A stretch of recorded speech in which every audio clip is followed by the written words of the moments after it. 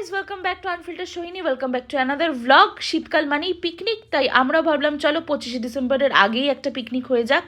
তাই আমি আর বান্টিদা চলে গেছিলাম মাংসটা কিনতে বাজার থেকে। তারপরে সবাই মিলে ভেবে নিলাম যে মেনুতে কী কী হবে। প্রচুর মজা করতে করতে সবাই পিকনিকটা করেছে, অ্যান্ড এটাই তো শীতকালের একটা বেস্ট পার্ট আমার মনে হয়।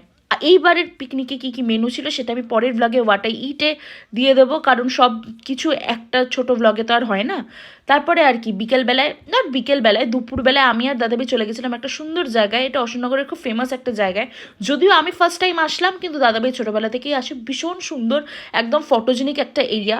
আমরা যেহেতু নৈহাটি রোডের ওখানটাতেই ছিলাম, তাই দাদাভাই বললো চল একবারে বাইকে তেলটাও ভরে নিই। তো দাদাভাই একবারে বাইকে তেলটাও ভরে নিল। তারপরে আমরা লাঞ্চ করতে চলে এসেছিলাম বাড়িতে। আর বিকেলবেলায় তো প্রচুর ডান্স হয়েছে, প্রচুর মজা হয়েছে।